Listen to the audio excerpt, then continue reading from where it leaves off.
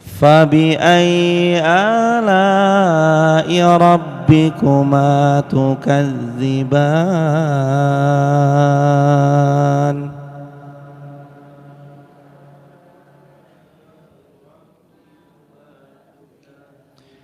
فيهما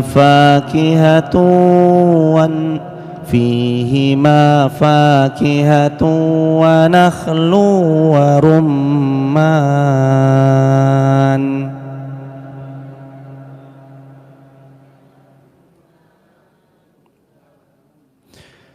فبأي آلاء ربكما تكذبان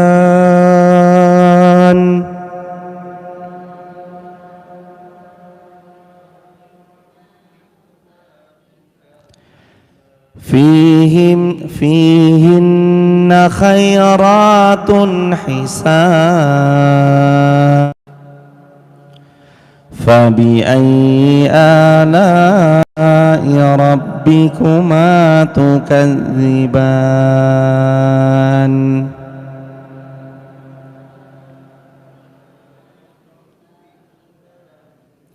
Allahumma arhamna bil Quran. Ayat ke-60. Hal jazaul ihsani illal ihsan. Apakah ada balasan bagi kebaikan kalau kebaikan dilakukan kecuali adalah kebaikan? Pasti balasan kebaikan itu kebaikan, jemaah. Kalau ada seseorang berbuat baik lalu kok dibalas buruk, itu kan manusia. Tapi kalau Allah balasnya pasti baik. Tapi kalau Allah pasti balasnya bahkan gak cuma baik, lebih baik dari setiap kebaikan yang hamba itu pernah lakukan. Makanya ayat ini lagi-lagi mengingatkan kita bahwa siapa yang berbuat baik, Allah balas baik. Jamaah gak usah sibuk nyari kupu-kupu, tapi sibuklah perbaiki kebun kita. Gak usah sibuk nyari apa? Kupu-kupu. Repot sendiri kalau jamaah sibuk nyari kupu-kupu. Sibuklah memperbaiki, memperindah, memperbagus, merawat kebun kita sendiri. Kalau hadirin mau datang kupu-kupu dalam jumlah banyak tanpa harus kerja keras, dalam tanda petik, maksudnya kerja kerasnya adalah bukan ngejarnya kupu-kupu, tapi kerja kerasnya memperbaiki kebun. Itu kan istilah. Gimana caranya supaya kita dapat banyak kebaikan? Gimana caranya supaya kita dihampiri banyak kemaslahatan? Jawabannya perbaiki diri kita. Jadilah orang yang menebar kebaikan, menanam kebaikan, berbuat kebaikan. Itu istilahnya merawat kebun. Saat kebun kita dirawat baik, kena sinar cahaya matahari dengan baik, terpupuki dengan baik, kebun ini akan berbunga. Kalau kebun sudah berbunga, kupu-kupu datang dengan sendirinya.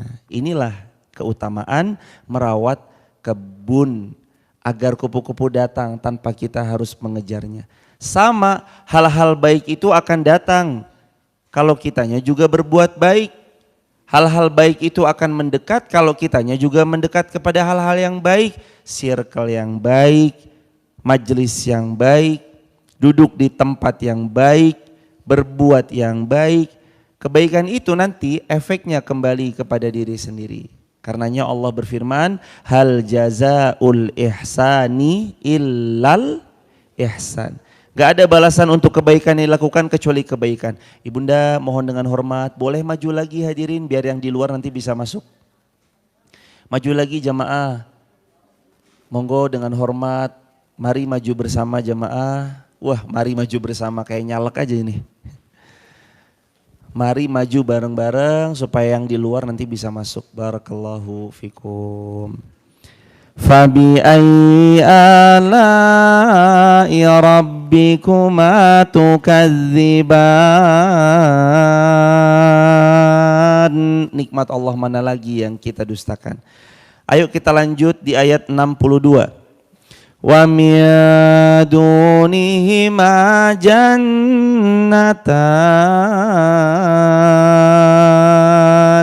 Dan selain dari dua syurga itu ada dua syurga lagi. Syurga Allah luasnya seluas mana hadirin? Allah berfirman, Surganya Allah itu Ali Imran 133.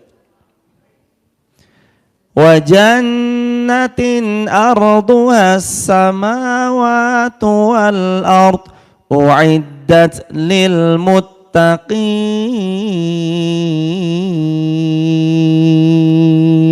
Surganya Allah itu luasnya seluas langit dan bumi.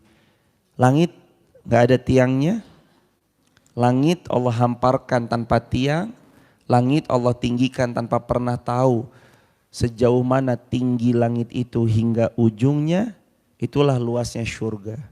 Maka kalau nanti satu orang, ini kabar dari Rasulullah SAW dalam hadis, orang yang paling terakhir masuk surga, dia paling miskin di surganya Allah, paling melarat di surganya Allah. Kayak apa sih orang yang paling miskin di surga? Orang yang paling melarat kayak apa sih? Sabda Nabi, orang yang paling miskin di surganya Allah, Allah kasih 10 bumi dan semua isinya. Kata Nabi, hadirin, dikasih berapa bumi? 10. Dan semua isinya. Jamaah pernah kebayang gak? Kalau dari ujung Sabang sampai Merauke itu punya jamaah sendirian. Jamaah pernah kebayang? Kira-kira jamaah dapurnya di Temanggung, ruang tamunya di Wonosobo, toiletnya di Jogja misalkan, atau mungkin nanti ada ruang makannya di Jogja, ada kamar tidurnya nanti di Magelang. Wah, kayak apa ribetnya Anda hadirin? Anda baru punya Jawa Tengah aja, Anda udah jadi orang yang paling kaya jemaah. Ini sabda Nabi, orang yang paling miskin di surganya Allah berdasarkan hadis Muslim, nanti Allah akan berikan, ini satu dunia untukmu wahai fulan, dan untukmu 10 kali lipat, berarti 10 bumi dan isinya dikasih. Itu orang yang paling apa? Miskin. Kebayang gak? Orang yang kaya kayak apa? Makanya benar kalau sabda Nabi SAW, Nabi pernah bersabda, sabda Nabi, siapa yang punya satu pohon di surga, satu pohonnya tidak bisa dilewati kecuali oleh kuda tercepat 100 tahun kuda itu berlari belum sampai ujungnya. Allahu Akbar walillahilham. Lalu dengan segala keistimewaan surga, jamaah mau tuker sama dunia? Dengan keistimewaan surga yang dahsyat, jamaah mau tuker sama dunia yang gak seberapa? Nyesel jamaah, jangan ditukar. Mau kita punya uang sebanyak apapun, gak bisa membeli surga kecuali dengan amal salih, dan uang itu dilibatkan dalam beramal salih. Ayat ini lagi-lagi mengingatkan kita, flashback kembali. Wa min dunihima jannatan. Selain 2 surga yang Allah hadiahkan, ada 2 surga lagi untuk tempat tinggal mereka. Selama mereka jadi hamba yang salih, yang baik, yang jujur. Ada lagi ayatnya berikutnya. Ayo jamaah kita beranjak lagi. Ayat 63. Yang di sini boleh diisi dulu hadirin, bisa merapat ke sini biar yang di sana nggak mepet-mepet, bisa lebih santai. Fabi ayyi ala'i rabbikuma tukadziban mudhammatan fabi ayyi ala'i rabbikuma tukadziban. Surga itu terlihat warnanya hijau. Jadi kalau jamaah tahu, salah satu warna favoritnya baginda Rasulullah SAW, favoritnya beliau adalah warna hijau. Hijau itu warna surgawi. Gambarannya pernah Nabi Ibrahim cerita ketika Nabi Muhammad SAW itu Isra dan Mi'raj juga. Di antaranya di langit kesekian ketemu Nabi Ibrahim. Beliau mengatakan, selamat datang anakku yang salih. selamat datang bibni salih, wahai putraku yang salih. Karena kalau dirunut-runut Nabi Muhammad SAW itu keturunannya Nabi Ibrahim, dari garisnya Nabi Ibrahim. Di sana ada tanaman-tanaman indah dan mempesona, hijaunya bukan main. Dalam gambaran hadis ada sampai kalimat besar daun-daunnya di surga sebesar telinga-telinga gajah. Besar banget jemaah.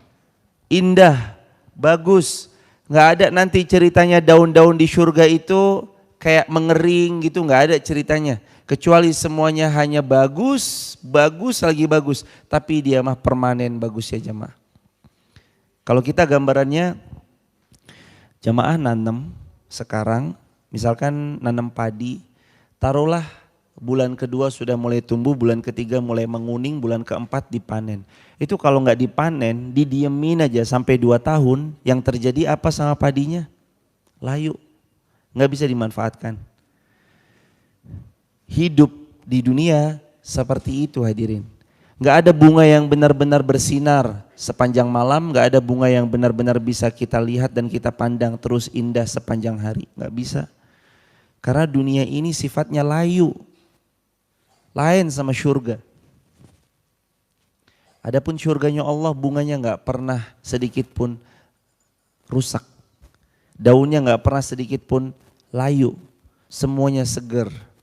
Dan bahkan Nabi Ibrahim ini berulang kali amalannya saya spill agar supaya kita mengamalkan.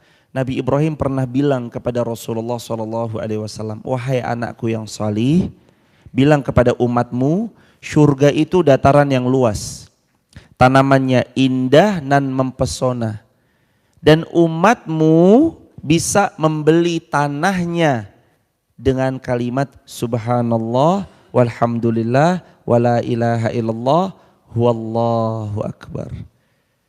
Ini kalimat sederhana, kurang dari 5 detik, tapi siapa yang mengucap langsung punya tanah di surga.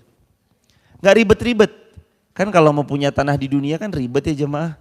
Harus kerja keras dulu, banting tulang dulu, nabung dulu. Itu pun kadang harganya kita nabung 3 tahun, harapannya beli tanah itu, harga tanahnya udah naik.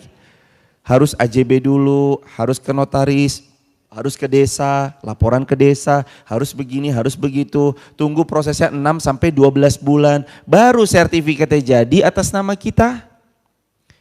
Itu di dunia. Kalau mau punya tanah prosesnya panjang.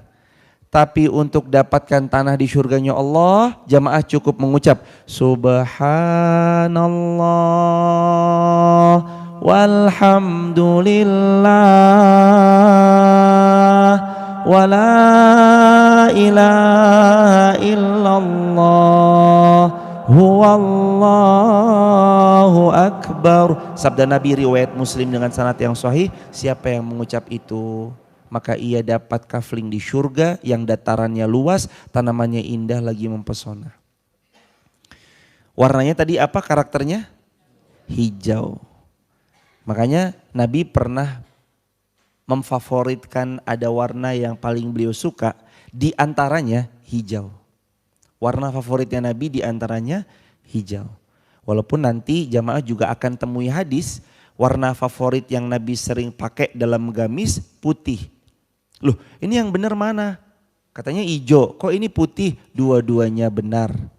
Pernah Nabi suka putih, maksudnya Nabi pernah pakai warna putih, Nabi pernah pakai warna hijau, Nabi pernah pakai baju merah, ada corak garis-garisnya. Pernah ada riwayat Jabir bin Samurah, Jabir cerita, suatu ketika malam sedang purnama indahnya. Lalu Nabi SAW keluar dari kediaman beliau. Aku melihat bulan yang purnama sedang bersinar, lamat-lamat kupandangi wajahnya Rasulullah. Lalu kupandangi lagi bulan yang sedang bersinar, kupandangi wajahnya Rasulullah. Untuk ketiga kalinya kupastikan bulan itu bersinar, kupandangi wajahnya Rasulullah. Apa kata Jabir? Demi Allah, wajahnya Rasulullah lebih indah dari bulan purnama yang sedang bersinar. Allahu Akbar. Waktu itu Nabi pakai baju merah bergaris. Jadi hadirin jamaah yang dirahmati Allah, Nabi adalah orang yang tampil prima, menjaga penampilan, menjaga perform. Bahkan ada satu hadis yang ini mengindikasikan kita juga harus pelan-pelan belajar menjaga penampilan. Innallaha jamil yuhibbul jamal. Boleh diulangi jamaah? Jamil yuhibbul jamal. Sesungguhnya Allah itu mencintai jamil. Sesungguhnya Allah itu indah. Yuhibbul jamal, mencintai keindahan. Kita penuh keterbatasan. Ada ketidakindahan yang mungkin sedikit tergambar, tapi pelan-pelan kita tetap berusaha agar tampil indah, seepik mungkin, sebagus mungkin, seindah mungkin, serapi mungkin, semampu kita. Keindahan itu menggambarkan gimana nanti orang itu. Sekarang kan orang banyak jemaah ya. Beliau memfokuskan tampil indah secara fisik, tapi beliau melupakan tampil indah secara batin. Lahirnya indah, batinnya nggak dilihat. Padahal kunci nyamannya seseorang itu atau kunci orang ini akan senantiasa ada di hati setiap hamba Allah yang lain adalah hatinya baik.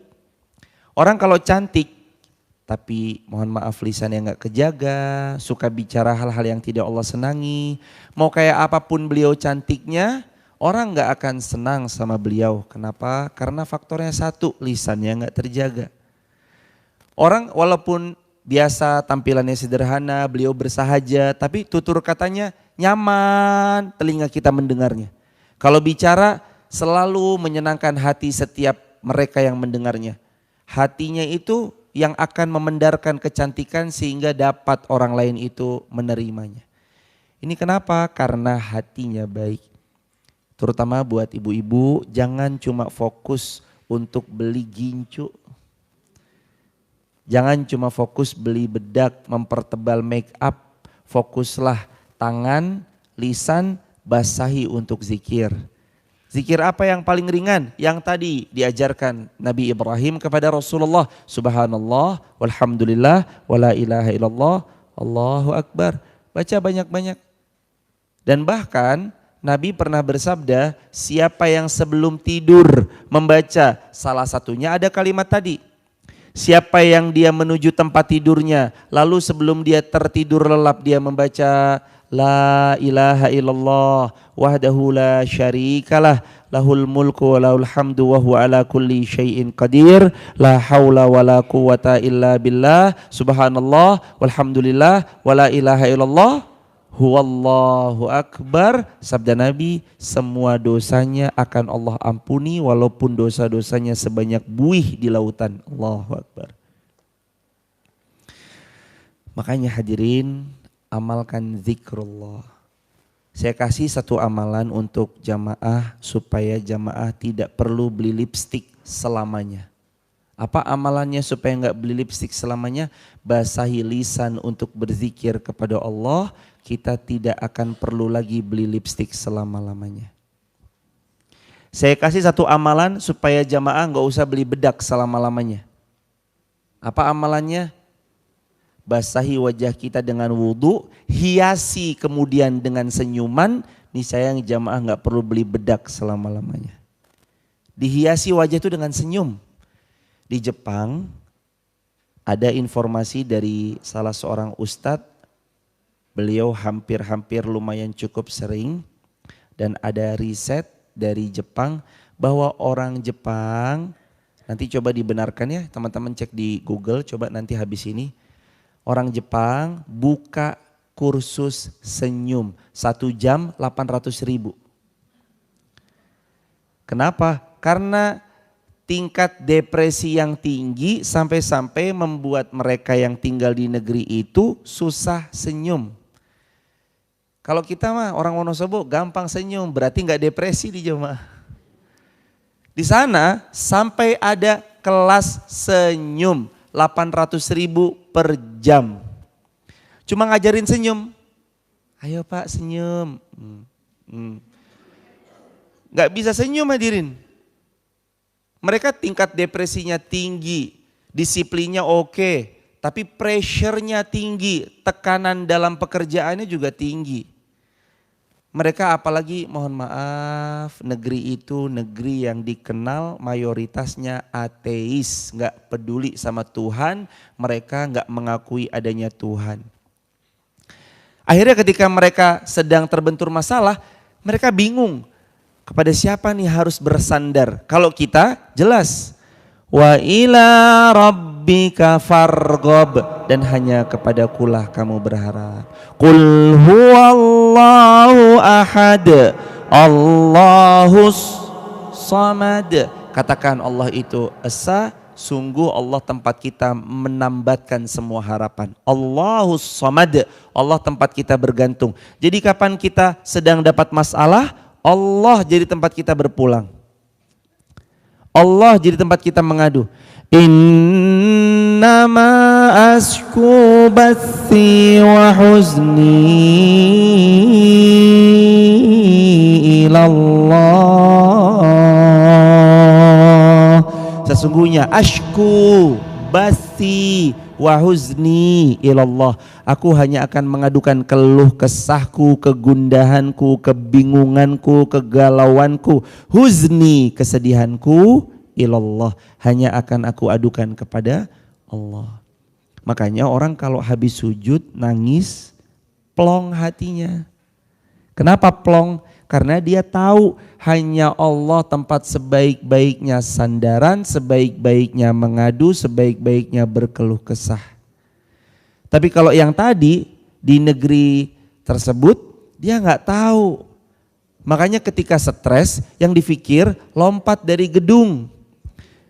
Ketika stres yang dipikir menabrakkan diri ke kereta cepat. Jamaah, kereta cepatnya itu bisa di 500 km per jam. Kereta yang paling cepat salah satunya di dunia.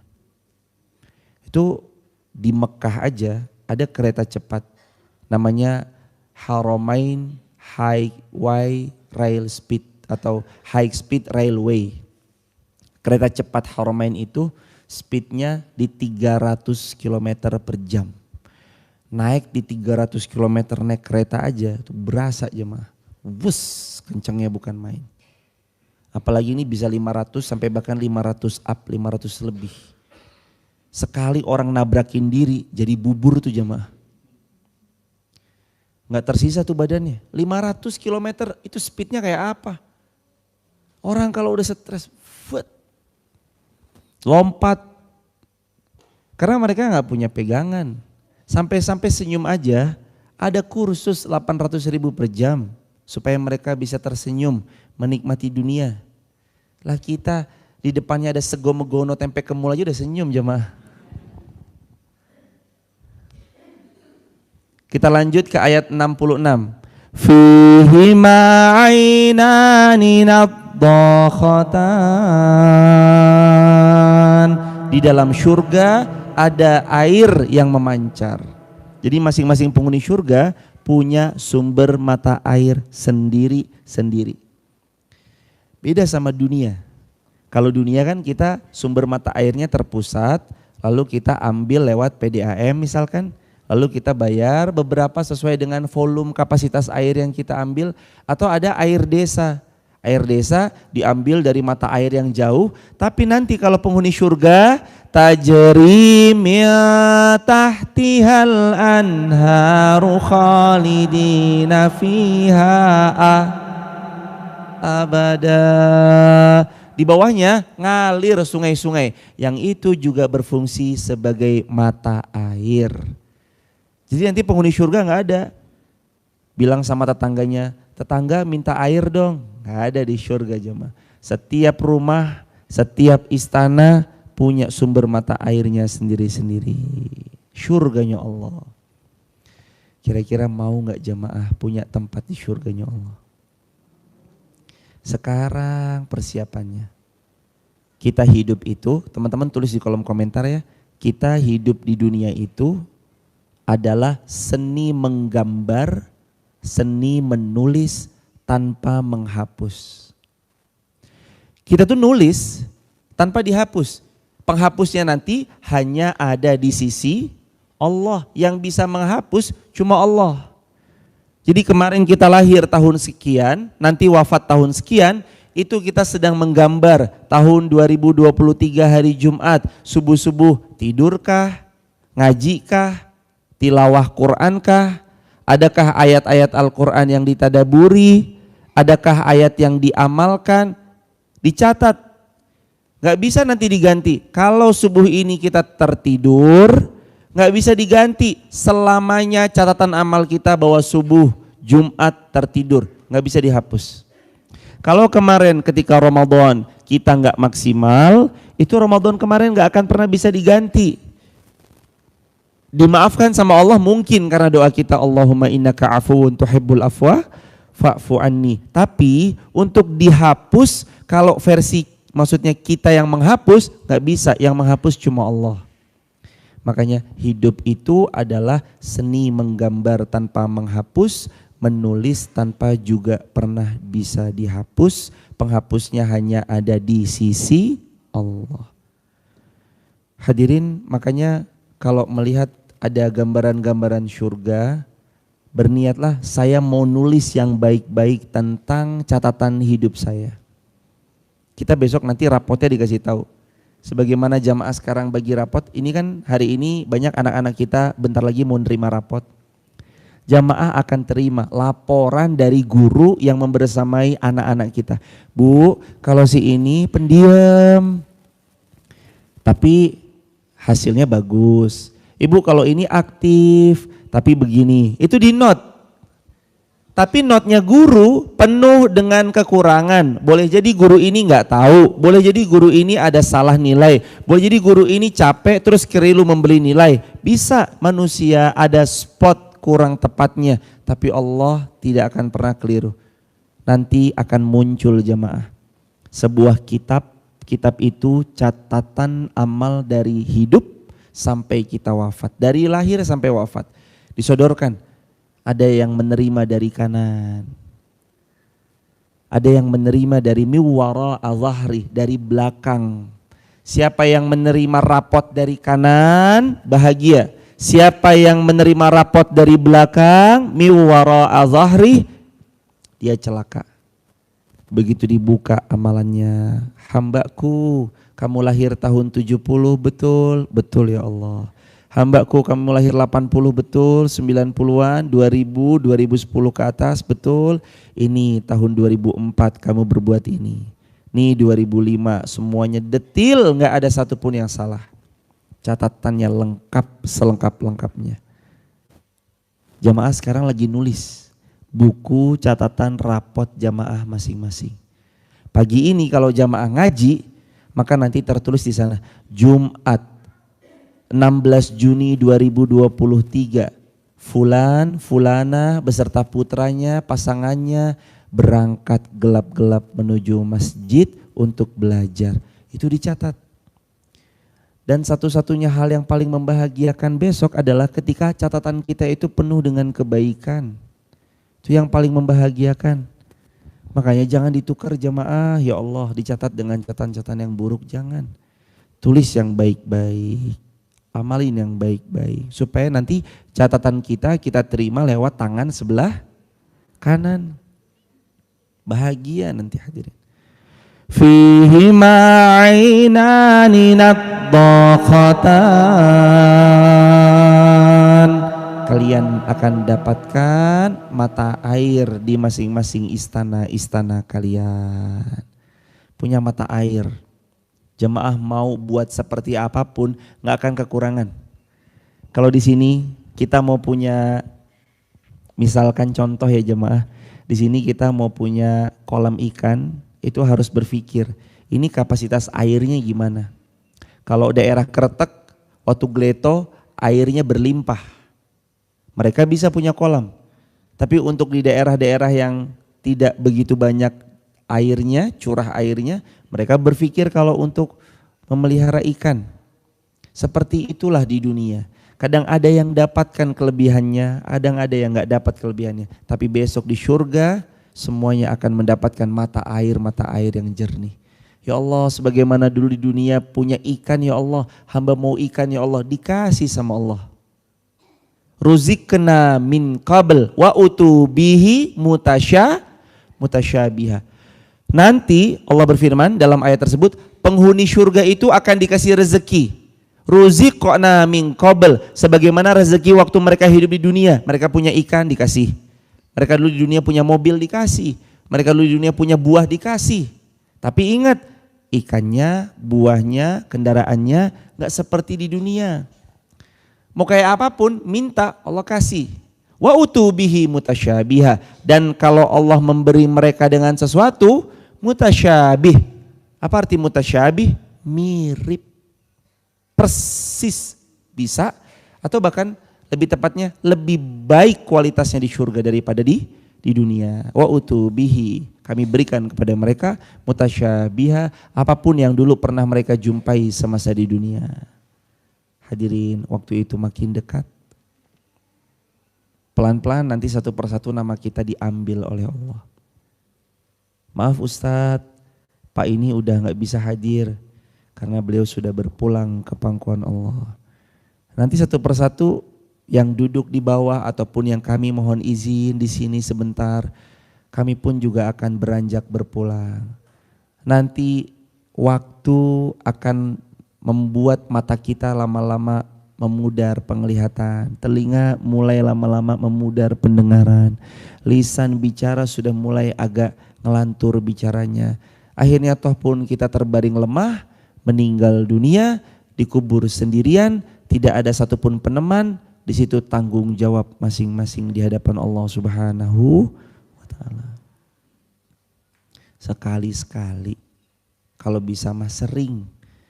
Nabi pernah bersabda, orang yang paling cerdas itu orang yang paling sering mengingat kematian. Bukan cuma mengingat tok, tapi lalai. Maksudnya Nabi sering mengingat kematian itu, ya juga bersiap supaya matinya mati terbaik. Mudah-mudahan kita semua wafat di Mekah ataupun Madinah, wafatnya husnul khatimah, wafatnya mati syahid. Rasulullah tuh ngingetin hadirin, kalian kalau mau disebut cerdas, perbanyaklah mengingat kematian. Bukan cuma mengingat, tapi bersiaplah untuk mati. Kita ini kan kadang terlena dunia, ngejar dunia, kaki jadi kepala, kepala jadi kaki, gak ada habisnya. Tapi ngejar akhirat ala kadarnya. Lawang kadang kita punya waktu 168 jam per satu pekan. Masa 1 jam aja buat ngaji gak ada jamaah? 24 jam satu hari. 168 jam itu satu pekan. Masa dari 168 jam per pekan gak ada 1 jam kita meluangkan waktu untuk Allah, untuk ngaji? Kita kerja 8 jam, betul? Rata-rata kerja 8 jam, jam 8 sampai jam 4 sore. Itu untuk dunia. Konversinya konversi dunia. Kenapa untuk akhirat kita gak mau melakukan hal yang sama? Berjuang lebih keras, meluangkan waktu untuk hadir mengaji. Ini nanti bekal kita sendiri hadirin. Allah berfirman, "Faman ya'mal misqala dzarratin khairan yarah wa man ya'mal misqala dzarratin syarran yarah." Kamu berbuat baik, aku sempurnakan kebaikan walaupun sebesar zarrah, sebutir debu yang lebih kecil daripada itu bahkan. Kalian berbuat buruk, abai, Allah juga akan balas walaupun keburukannya sebesar biji zarrah. Pernah datang seorang sahabat Rasul sallallahu alaihi wasallam kepada rumah sahabatnya jemaah. Berbuat baiklah beliau. Lalu gak lama beliau mengambil ibrah dari kebaikan sahabat ini, pulanglah beliau ke rumah. Salaful ummah ini, orang soleh ini kemudian diketuk sama pintu orang gila. Tok tok tok tok tok tok, orang gila jemaah. Dibuka sama anaknya, bapaknya bilang, "Wahai anakku, siapa di luar?" "Orang gila wahai ayah, Majnun." Lalu orang gila ini ngasih isyarat, lapar, lapar, mau makan, mau makan. sahabat ini, orang soleh ini, terus beliau bilang sama anaknya, anakku tunggu sebentar ya, papa bilang sama mama dulu, kalau bahasa kitanya. Dia bilang sama istrinya, wahai sayangku, apa yang kamu masak yang terbaik hari ini? Saya lagi masak ini, bungkus semuanya kasih ke orang gila. Dibungkus semuanya jamaah, kasih ke orang gila. Istrinya heran, kita kan makan mau yang terbaik buat kita. Saya masak yang terbaik juga supaya anak kita makan. Kenapa kok yang terbaik malah dikasih orang gila? Toh orang gila juga nggak tahu kalau kita ngasih makanan sisa kemarin. Apa jawab suaminya? Wahai istriku sayang, orang gila itu mungkin nggak tahu, nggak bisa dia membedakan mana makanan yang hebat, yang mahal, yang bagus, mana makanan yang bekas kemarin. Tapi Tuhannya orang gila itu tahu apa yang kita kasih kepada hambanya yang gila tersebut. Allahu Akbar, benar-benar menampar jemaah. Kadang kita begitu jemaah. Apalagi kalau atasan kepada bawahan. Kalau bawahan sama atasan mungkin beda. Atasan sama bawahan, udahlah buat karyawan saya doang, udah yang jelek aja gak apa-apa. Lawang buat karyawan saya. Kalau karyawan sama bosnya beda. Wah ini buat bos harus yang terbaik. Kadang begitu manusia, ngasih ala kadarnya. Padahal kalau kita pun ngasih sama orang gila, ngasih yang terbaik dari yang kita punya, Allah tahu walaupun orang gila itu nggak tahu. فَمَنْ يَعْمَلْ مِثْقَالَ ذَرَّةٍ خَيْرًا يَرَهُ وَمَنْ يَعْمَلْ مِثْقَالَ ذَرَّةٍ شَرًّا يَرَهُ. Berbuat baik kalian, kecil, manusia nggak tahu, nggak ada yang apresiasi, nggak ada yang nonton, lalu nggak ada yang bertepuk tangan, nggak ada yang bilang terima kasih ya. Itu Allah tahu loh jamaah, jangan dikira Allah nggak tahu. Berbuat buruk kalian, manusia nggak tahu, kalian adalah orang yang tersembunyi. Kalian menutup pintunya, nutup gordennya lalu bermaksiat kepada Allah, berselancar di sosial media. Allah tahu. Jangan dikira Allah nggak tahu, Allah pasti balas dengan balasan terbaiknya. Allah juga akan membalas keburukan bagi mereka-mereka yang berbuat buruk karena ulah mereka sendiri. Bukan karena Allah zalim, bukan. Wa mallahu bizalamin lil abid.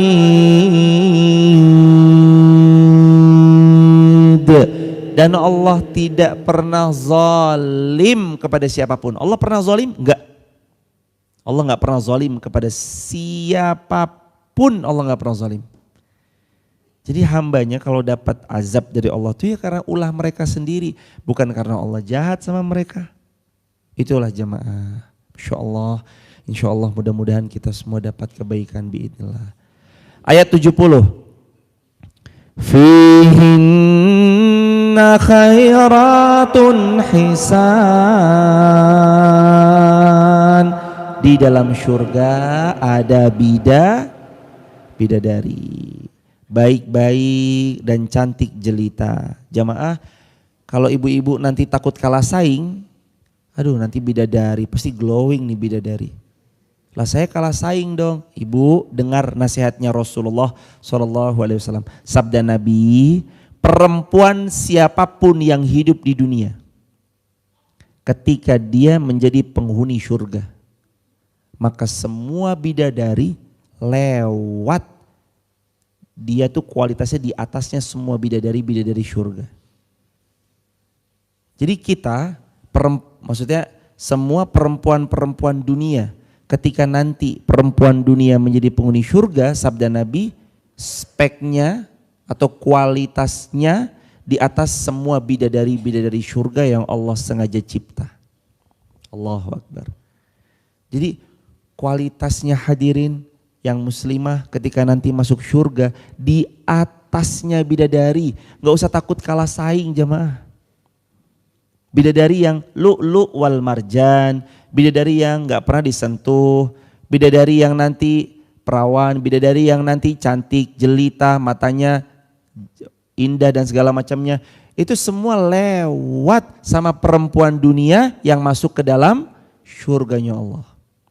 Lewat semuanya. Jadi hadirin gak usah khawatir hadirin. Suami hadirin nanti akan menjadi pasangannya hadirin di surganya Allah kalau dua-duanya ahli surga. Lah pertanyaannya, kalau saya menikah 3 kali, menikah misalkan 2 kali, sama suami yang mana nanti saya akan mendampingi dia? Suami yang mana? Kata Nabi, sabda Nabi, dia akan bersama suaminya yang paling salih. Suaminya yang paling salih. Dia akan mendampingi suami yang paling salih. Nanti Ustadz, suami tetap dapat bidadari. Dapat karena maha baiknya Allah. Saya cemburu dong nanti. Di surga gak ada cemburu.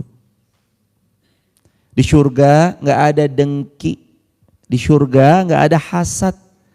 Di surga yang ada cuma illa qila salama salama. Di surga gak ada ucapan illa kecuali salaman salama. Ucapannya selalu baik, selalu baik, selalu baik, selalu ucapan yang mendamaikan, salam menyelamatkan. Jadi gak ada, Mas jangan sama bidadari itu Mas, aku cemburu loh. Di surga gak ada begitu hadirin. Semua hati penghuni surga tuh bersih-bersih. Walaupun jamaah dulu di dunia ini, mohon maaf ya jamaah, misalkan jamaah musuhan. Jamaah di dunia ini musuhan nih.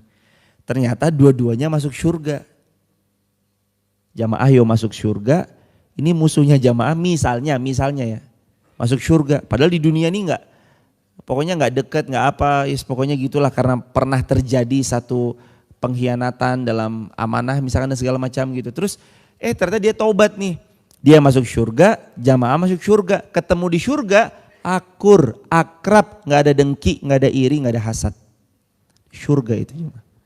Oh iki sing biyen maling gonku yo, nggak ada begitu jemaah. Ntar kalau di surga, Allah tuh sudah membuat semuanya ridho. Tapi kan dia dulu maling Ustadz, dia dulu maling punya saya. Nanti Allah tetap akan buat perhitungan. Dulu yang dimaling berapa? Misalkan yang dimaling 10.000 atau 100.000 gitu. Nanti pahalanya dia senilai 100.000 tuh ditransfer ke kita. Sehingga membuat kita tuh ridho. Oh ya udah kalau di sini sudah dibayar, saya sudah ridho. Makanya kalimat penghuni surga Allah kan tanya, wahai penghuni surga, ridho kalian sama surgaku? Semua penghuni surga akan jawab, kami ridho ya Allah. Apalagi yang kalian mau? Kami enggak mau apa-apa lagi ya Allah, sudah banyak nikmat darimu ya Allah. Apakah kamu mau dapat nikmat yang lebih dari itu? Mau ya Allah, nikmat apa itu? Melihat Allah tanpa hijab. Lalu semua penghuni surga bisa melihat Allah tanpa ada hijab pembatas Allah.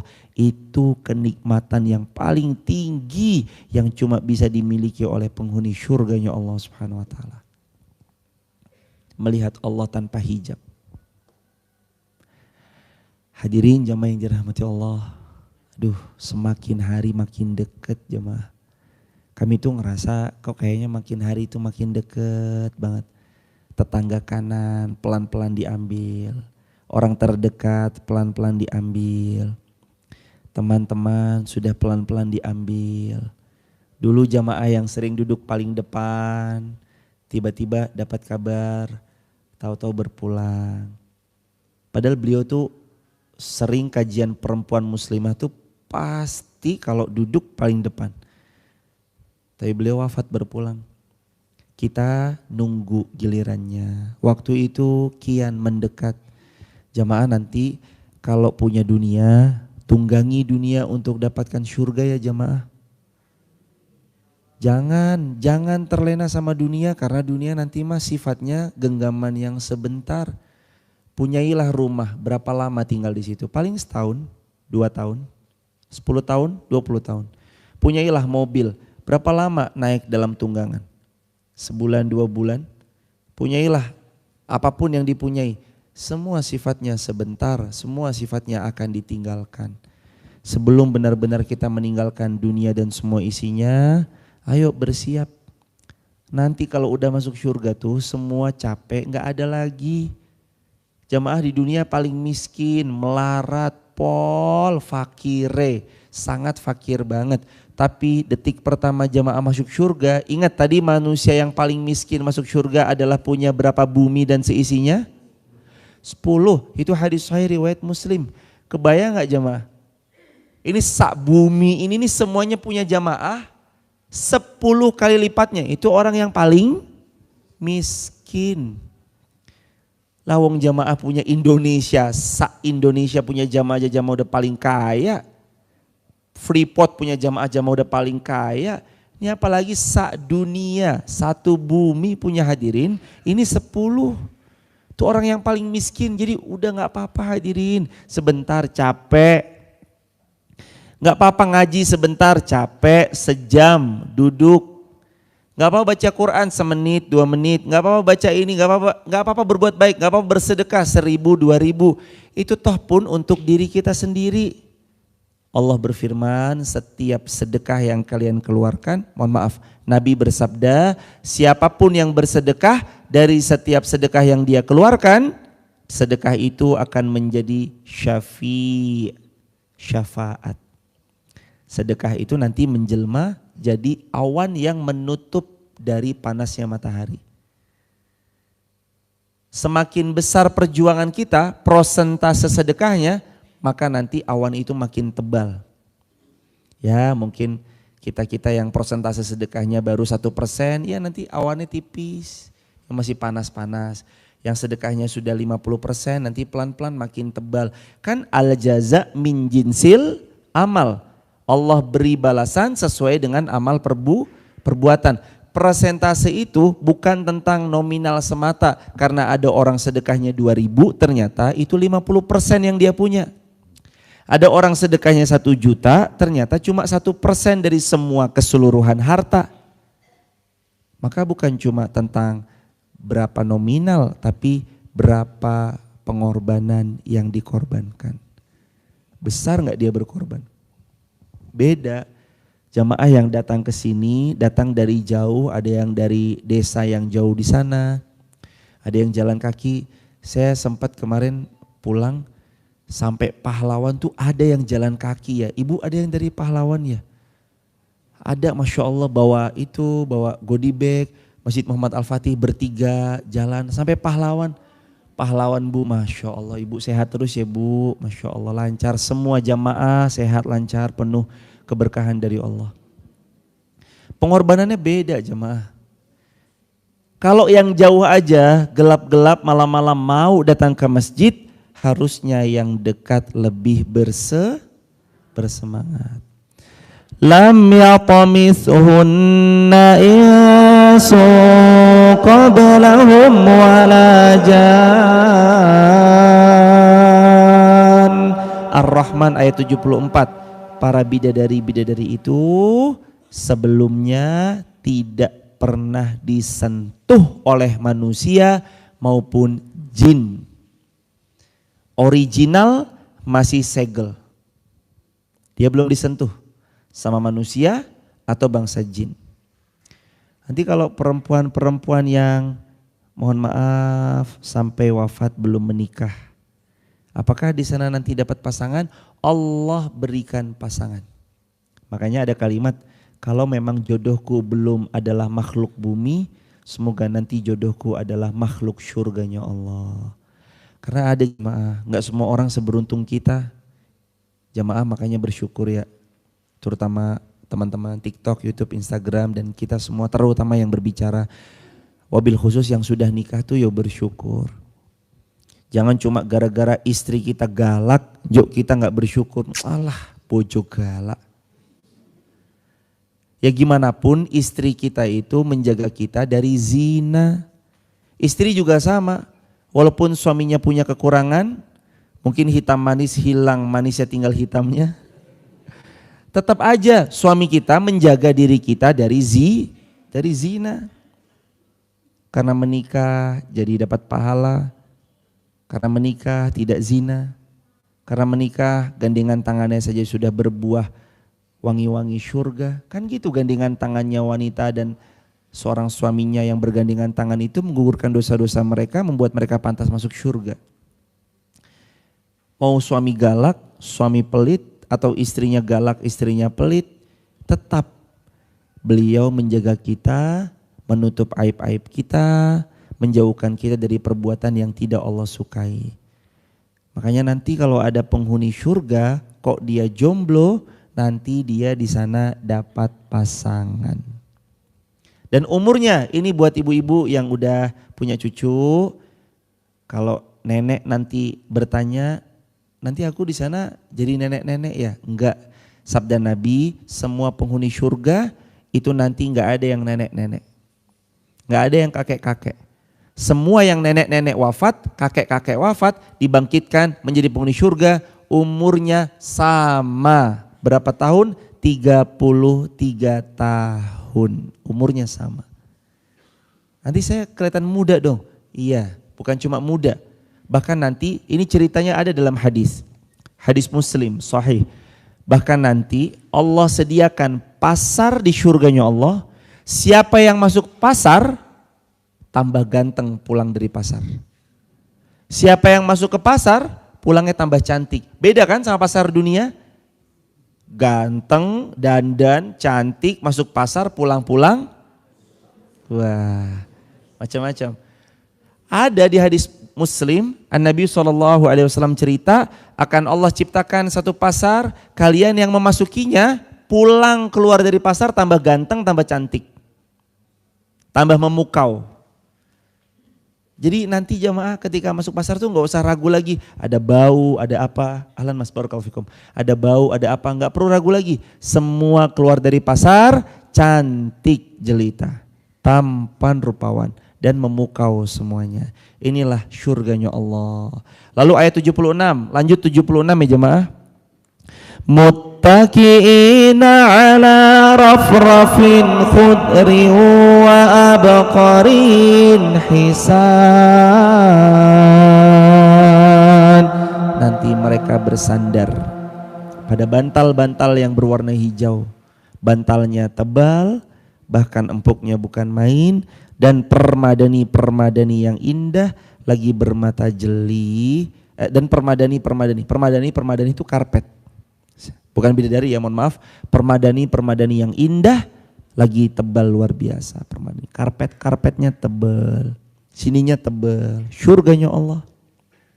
Mudah-mudahan kita semua berkumpul di sini, berkumpul kembali besok di syurganya Allah. Allah ampuni semua dosa-dosa kita. Allah maafkan kesalahan-kesalahan kita. Allah hapus semua kita di masa lalu dengan keliru-kelirunya.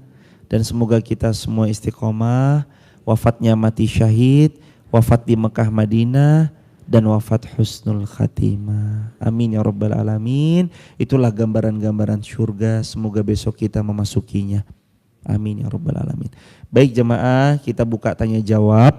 Tapi sebelum tanya jawab, bagi teman-teman yang mau mendapatkan info seputar kajian kami, video pendek dakwah kami yang bisa dijadikan story WA, siapa tahu menjadi jembatan kebaikan bagi yang lain. Sahabat bisa tap link di bio ya, sebut nama, asal kota, asal negara. Atau save nomor WA saya 0812 13 60 70 20. 0812 13 60 70 20. Nanti di WA ke situ sebut nama, asal kota, asal negara, akan ada grup laki-laki sendiri, grup perempuan sendiri. Ada jamaah yang mau bertanya? Ibu silakan Ibunda, fadhol. Mikrofonnya boleh dikasih ke Ibunda, Bu Bambang, fadhol Ibu. Setelah Bu Bambang siapa lagi? Ayahanda? Oh Ayahanda. Mikrofonnya lagi Ustadz Ilham, ada? Silakan Ibunda. Assalamualaikum warahmatullahi wabarakatuh. Ustadz mau bertanya. Dalam hadis riwayat Muslim, Rasulullah bersabda, sesungguhnya ada seseorang melakukan amalan-amalan ahli surga seperti orang-orang melihatnya, padahal ia termasuk penghuni neraka.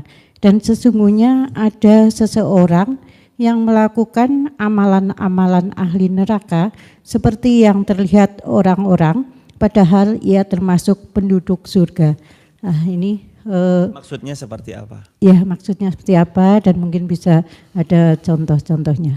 Jazakumullah khairan jazaa. Amin. Assalamualaikum warahmatullahi wabarakatuh. nanti Rasulullah SAW menjelaskan lebih detail. Innamal a'malu bil khawatimiha. Sesungguhnya tiap-tiap kalian nanti tergantung amal penutupnya. Maksud tadi situ, ada orang beramal dengan amalan ahli syurga, tapi nanti jelang wafatnya dia malah kufur kepada Allah. Ada yang na'udzubillah sampai murtad. Lalu dia melakukan amalan-amalan penghuni neraka sehingga dia mati dalam keadaan seperti itu jemaah. Dan dia pun masuk ke dalam nerakanya Allah. Waliyadzubillah. Tapi ada orang melakukan amalan-amalan ahli neraka, tapi di ujung hidupnya nanti dia bertobat, tobatnya Allah terima, dia sedikit pun tidak menepiskan setiap amal soleh yang ada di hadapan kecuali dia sambut sebaik-baiknya. Bahkan ada terkenal kisah hadis Bukhari, seorang wanita ini menjajakkan dirinya pada laki-laki hidung belang, wanita pelacur ini, lalu kemudian sebelum wafatnya bertaubat. Dia setelah bertobatnya tidak menyepelekan amal soleh sampai bahkan pun anjing yang haus dia kasih minum. Maka Allah terima tobatnya, Allah ridho sama amal solehnya. Bahkan anjing pun kehausan dia kasih minum, artinya dia tidak menyepelekan sekecil-kecilnya beramal walaupun kepada seekor anjing. Maka Allah ridho padanya, Allah terima tobatnya, dia pun masuk surganya Allah Subhanahu wa taala. Hadis tadi sedang memotivasi kita supaya istiqomah sampai akhir husnul khatimah. Jadi kalau sekarang udah ngaji, istiqomah jamaah, ajak yang lain jamaah. Kalau jamaah sekarang udah ngerasa aduh nyaman, tenang, nanti besok datang Sabtu ngaji, ba'da maghrib sampai isya datang, ajak yang lain. Supaya kita istiqomah. Dan hadis tersebut menganjurkan supaya amal solehnya kita itu terus dijaga sampai akhir hidup kita. Jangan sampai nanti sekarang ngaji, besok tahu ini STNK. Sudah tua nakal kembali. Sekarang udah soleh nih, udah ngaji, makmurin masjid, datang kajian. Makin tua, tua-tua keladi, semakin tua semakin jadi. Jangan hadirin. Kalau udah tobat terus istiqomah. Seperti itulah ibunda hadisnya, barakallahu fikum. Ayahanda terakhir, silakan ayahanda, fadhol. Mikrofonnya boleh? Cukup, silakan ibunda. Waalaikumsalam warahmatullahi wabarakatuh.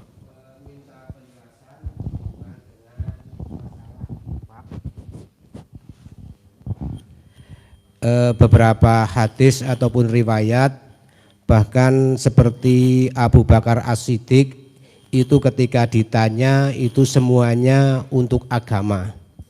Tidak tersisa ketika ditanya bagaimana dengan istri dan anak-anakmu. Maka jawab Abu Bakar As-Siddiq, saya serahkan kepada Allah dan Rasulnya. Kalau kita tilik kepada ayat ataupun surat Al-Furqan, surat yang ke-25, walladzina idza anfaqu lam yusrifu wa lam yaqturu wa kana baina dzalika qawama. Ini minta penjelasan sebetulnya yang seperti apa sebagai seorang muslim, apakah boleh ketika tadi digambarkan mencontoh sahabat tidak punya apa-apa diberikan kepada orang lain sementara keluarganya butuh. Jazakumullahu khairan atas jawabannya, mudah-mudahan diberkahi oleh Allah Subhanahu wa taala. Amin ya rabbal alamin. Jawabannya dilengkapi dengan Quran surah 4 An-Nisa ayat 34. Ar-rijalu qawwamuna 'alan nisa. Seorang laki-laki bila mana telah memiliki keluarga, maka kewajibannya adalah menafkahi keluarga, itu yang utama. Perkataan Sayyidina Abu Bakar benar dalam sebuah riwayat, aku tinggalkan untuk keluargaku Allah dan Rasulnya. Tapi ulama mendetilkan bahwa beliau juga meninggalkan apa yang menjadi kewajiban beliau sebagai seorang kepala rumah tangga. Gak terus kemudian kita sibuk dengan akhirat, anak istri kelaparan di rumah, wes Allah nanti yang ngatur. Betul, tapi jangan lupa gak boleh dibenturkan antara ikhtiar sama syariat, takdir sama syariat gak boleh dibentur. Kenapa? Kenapa kok rezekinya seret? Ya kalau emang udah datang rezekinya ya datang aja. Umar bin Khattab tuh pernah jamaah kumpul anak-anak muda, anak-anak muda habis sholat Jumat, anak-anak muda kumpul Ngobrol nggak jelas, ngobrol aja gitu. Kata Umar, kenapa kamu ngobrol? Wahai Umar, nanti kalau datangnya rezeki, rezeki pasti datang. Pergi kalian bekerja di luar sana, jangan menjadikan itu sebagai orang yang nanti membuat kalian meminta-minta. Jadi nggak boleh membenturkan antara takdir dikit-dikit. Kenapa kok miskin? Takdir. Kenapa nyuri? Takdir. Loh, kok kenapa nyuri? Takdir. Kenapa miskin? Takdir. Sedangkan orang bisa berusaha untuk bekerja, mengangkat dirinya supaya terhormat, tidak meminta-minta. Nggak boleh jamaah dibenturkan antara syariat. Perintah Allah, ayo penuhi kebutuhan nafkah. Nanti sisa yang lain gimana? Kan seperti Sayyidina Abu Bakar. Sayyidina Abu Bakar menyerahkan semuanya, tapi beliau juga sudah punya pos untuk keluarganya. Maksud daripada ku tinggalkan Allah dan Rasulnya adalah aku sudah tanamkan iman. Yang walaupun sedikit yang ku tinggalkan untuk keluarga, mereka akan tetap bersyukur karena iman. Mereka bersyukur karena iman. Jadi hadirin, ini benar. Beliau berpesan sama kita juga, kalau bisa ninggalin anak tuh warisannya jangan cuma harta, karena harta nanti jadi rebutan. Tinggalin juga buat anak kita iman dan ilmu, supaya mereka punya sikap yang baik kalau punya harta nanti. Dan ini juga penting, Sayyidina Abu Bakar mengajari kita supaya agar kita menjadi hamba Allah yang menunggangi dunia untuk dapatkan akhirat. Kalau nanti punya harta, hartanya dibagi untuk orang lain, berinfaklah, bersodakohlah, berwakaflah. Jamaah yang dirahmati Allah, pelan-pelan, sudah dilihat di atas, nanti tahun ini atasnya jadi, mumpung belum jadi, bismillah berazamlah, ya Allah saya tak nitip walau 100 perak. Cemplungin situ nanti. Bismillah ya Allah 100 perak. Enggak apa-apa jemaah. Ini bukan soal besarnya. Enggak. Ini soal ikut andillah. Sebelum nanti semakin dengan pertolongan Allah, sekali lagi dengan pertolongan Allah. Sebelum nanti makin ramai santri-santri siswa SD yang sekolah di sini. Nanti ada SD 12 orang sudah. Ada santri-santri nanti akan berasrama di sini. Makin ramai kita nanti. Eman-eman kalau kita nggak dapat peluang pahalanya. Maka mumpung asramanya belum tersedia, ini masjidnya pelan-pelan lantai 2 sudah mulai dipasang plafon lantai 2-nya. Bisa dilihat dari luar sana, titip, bismillah Ustadz saya tak nitip 100 perak. Hakon jamaah, nggak apa-apa walau 100 perak. Lawong jamaah kalau punya 1 gelo ya, 1 rupiah kalau emang ada, nggak apa-apa. Jamaah cemplungin aja, ikut andil. Saya nggak punya apa-apa, pasti punya. Kalau dicari-cari, kalau 100 rupiah punya nggak? Pasti punya, pelan-pelan, nggak apa-apa. Ini bukan buat siapa-siapa, buat kita sendiri. Eman, nanti kalau udah jadi, baru mau ikut, aduh, udah nggak ada space-nya karena udah jadi.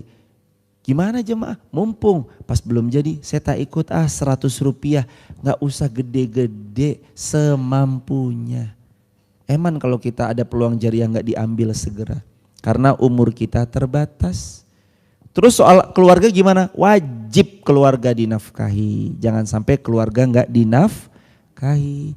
Jangan sampai kita zolim ya hadirin. Kita kesana kemari, anak kelaparan masa bodoh, istri kelaparan gak peduli. Ini gak boleh.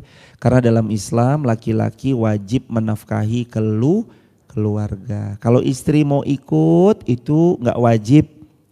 Istri mau ikut silahkan menambah pundi-pundi finansial keluarga tapi tidak wajib. Begitu hadirin, jamaah sehat, lancar, penuh berkah.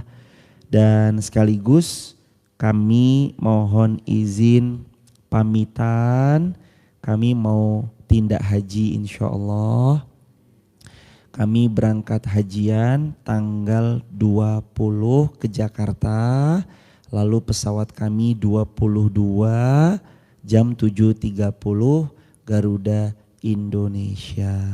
Jadi kami ke Jakarta dulu dalam rangka mau mencari ridhonya orang tua kami, karena orang tua kami bapak dan ibu tinggal di Depok Jakarta.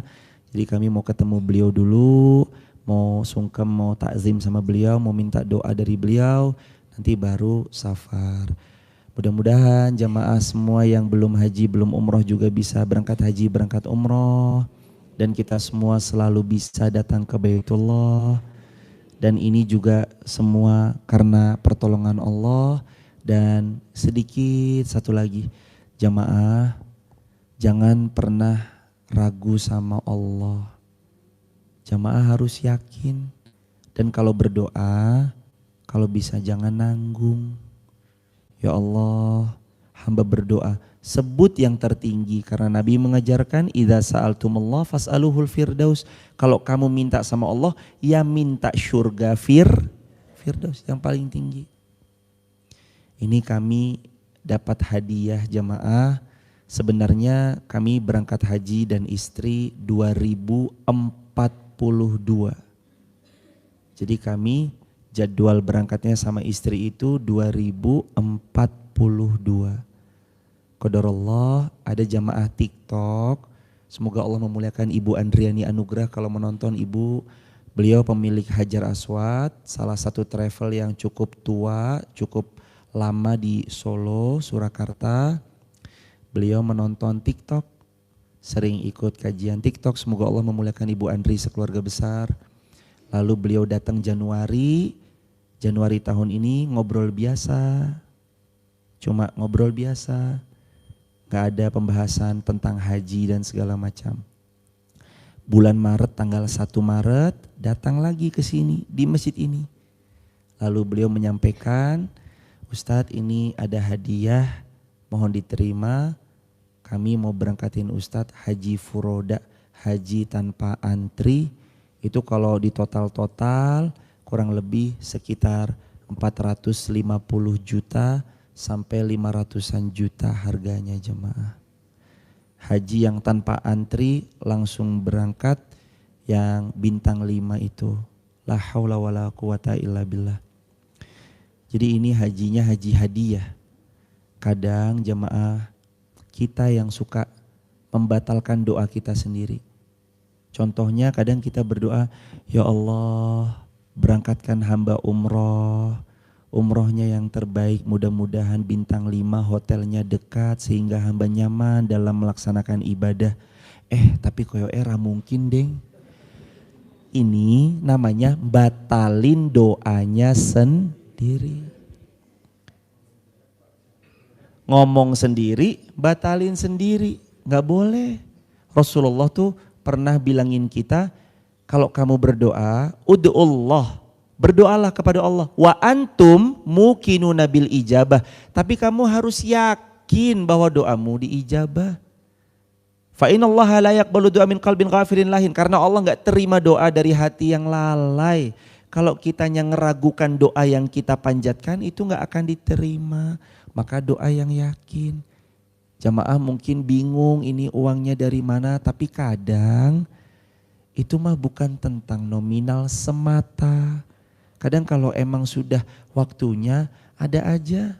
Siapa tahu nanti insya Allah Masjid Muhammad Al-Fatih akan punya biiznillah. Jamaah, bagi jamaah yang sergap sholat subuh di Masjid Muhammad Al-Fatih ada hadiah umroh. Wah, siapa tahu kita gak pernah kehilangan itu semua. Maka jamaah mudah-mudahan kita semua insya Allah bisa berangkat haji, berangkat umroh. Amin. Kita akhiri dengan doa bersama-sama. Nastaghfirullah wa natubu ilaihi. Allahumma sholli ala Muhammad wa ali Muhammad. Rabbana alaika tawakkalna wa ilaika anabna wa ilaikal masir. Rabbana atina fid dunya hasanah wa fil akhirati hasanah wa qina adzabannar. Walhamdulillahi rabbil alamin. Salam keluarga di rumah, sehat selalu. Kita akhiri dengan hamdalah. Alhamdulillahirabbil alamin. Kafaratul majlis. Subhanakallahumma bihamdika asyhadu an la ilaha illa anta astaghfiruka wa atubu ilaik. Assalamualaikum warahmatullahi wabarakatuh.